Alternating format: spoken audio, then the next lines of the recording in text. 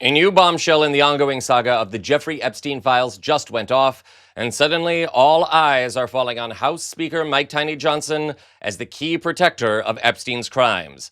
I can't wait to see how he explains this mess. Welcome to Occupy Democrats. I'm David Reddish.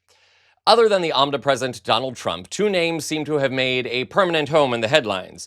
Jeffrey Epstein, the world's most notorious sex trafficker, and House Speaker Mike Tiny Johnson, courtesy of the ongoing government shutdown. Johnson, of course, has kept Congress in recess since the shutdown began, all while attacking Democrats for shutting down the government over a budget standoff. Of course, that overlooks the fact that there has to be a vote to reopen the government, and Johnson is currently blocking that. The reason? The Epstein files, and the swearing in of Arizona Congresswoman Adelita Grijalva, who has vowed to be the final yes vote to release the files to the public. Over the weekend, Johnson struggled to explain why he refuses to seat her.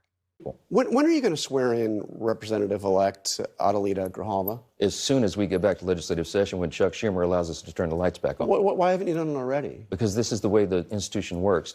I'm following the Pelosi precedent, by the way, when my dear friend from Louisiana, Julia Letlow, was elected to fill the seat of her deceased husband because of COVID.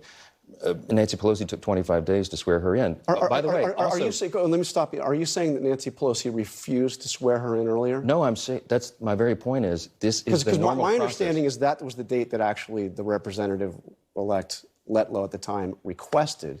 No, she had obviously her. Okay, here's some more examples. Okay. No, but wait a minute. You mentioned the Pelosi precedent, but Pelosi didn't delay that. Let me give you more of the Pelosi precedent. Okay. And what about the Johnson precedent? Because you swore in two Republicans the day after their election. Once again, Johnson squirms as he manages to screw himself.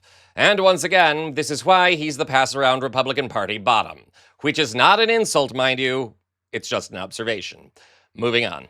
Grijalva, furious over being kept out of Congress, dropped a bombshell of her own earlier today.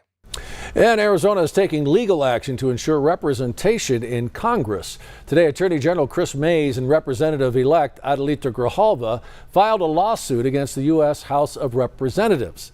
The lawsuit seeks to ensure Grijalva's swearing in as a member of Congress following her election last month. Inside the complaint, it notes that Mays and Grijalva believe Speaker Mike Johnson wants to delay seating Grijalva to prevent her from signing a discharge petition that would force a vote on the release of the Epstein files. Meanwhile, Johnson reiterated at a news conference yesterday that he would not be swearing in Representative-elect Adelita Grijalva until after the government reopens. And if the lawsuit didn't pile the pressure on Johnson to seat Grijalva, public sentiment certainly is. Stay tuned. Much of the renewed urgency around the Epstein files comes thanks to the release of Nobody's Girl, a new memoir by Virginia Giuffre and Amy Wallace. Giuffre, in case you're unfamiliar, was one of Epstein's most trafficked and outspoken victims. She authored the book about her experience shortly before taking her own life. For more on that tragedy, see our other videos here on the channel. This morning, Giuffre's co-author Amy Wallace appeared on an MSNBC panel to discuss the book, which had the panel, particularly the women, visibly shaken. Now, this is a very long clip, but to understand how Giuffre's memoir entangles Johnson and how it's changing the conversation regarding Epstein, make sure to watch the whole thing. This is her story, and we know what's going on with Prince Andrew right now, which tells, I think you can deduce that there may be some truth to the situation with Prince Andrew. Virginia writes that Ghislaine Maxwell and Jeffrey Epstein wanted her to carry their baby, and the condition would be that she would have to sign away this child to them. And that was her final straw. And I haven't even begun to name all the things that happened to her. But this is one sick situation. And those two people, Jeffrey Epstein and Ghislaine Maxwell, they've been convicted for some really sick stuff. And it is worth reading this book if you think you are bored of the news around Jeffrey Epstein.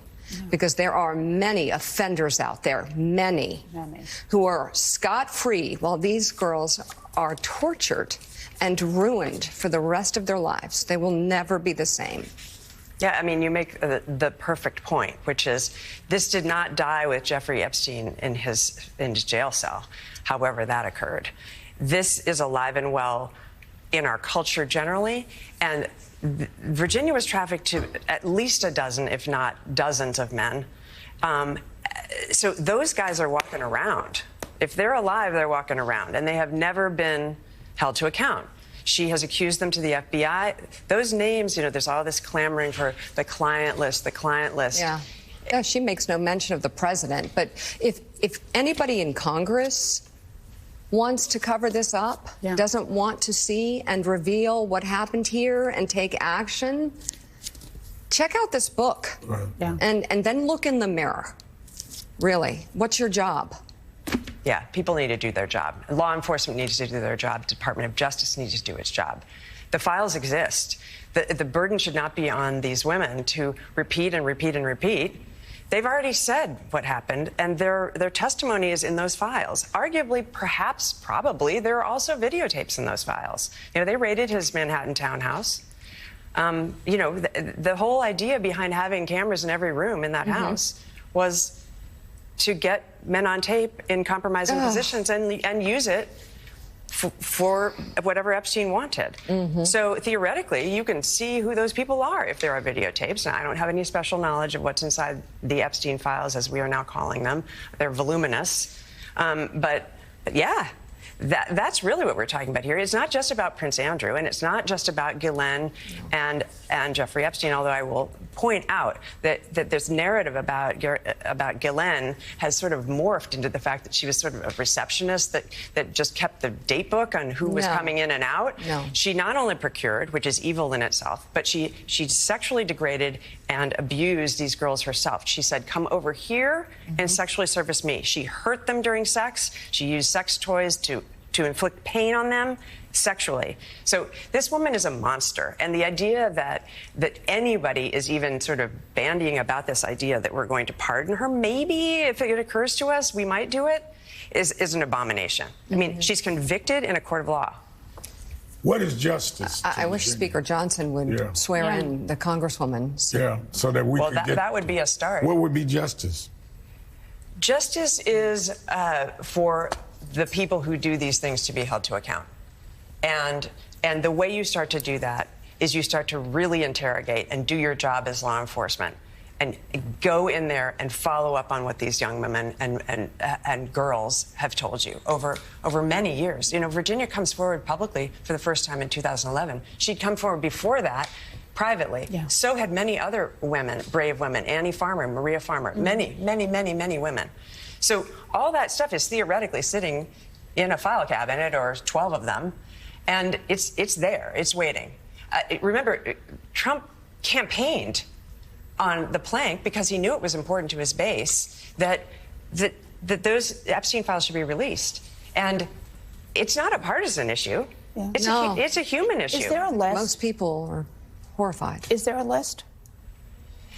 I mean, I think that the list is a kind of weird term of art. I don't think that Jeffrey Epstein sat down with a beautiful fountain pen and thought, it would be amazing to write a little list. The list was in his head.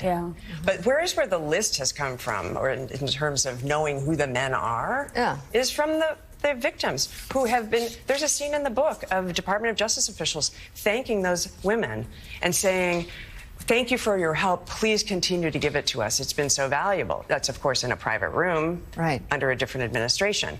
But that's happening. These women have done their duty, and they should be able to step back, take care of themselves. Trauma victims move on. Move on. That's they need the validation. You can't heal if you can't ever stop talking about it. That poor woman. No wonder so many people are outraged, and no wonder Mike Johnson, even more so than President Taco, looks like public enemy number one for keeping the files hidden. As the hosts also point out, the holes left in Giuffre's memoir, likely for legal reasons, that conceal the identities of her attackers, would likely be filled in by a full release of the files on Epstein, which all boils down to one simple question. What American in his right mind would want to keep the identities of sexual predators hidden?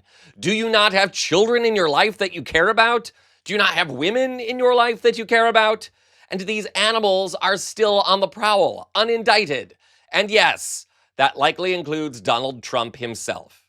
So, Mr. Speaker, Who are you trying to protect? Hold those files closer, Tiny Johnson. Count the votes within the chamber. Seat Congresswoman Grijalva, and let's all learn the truth. Release the files. This is Occupy Democrats.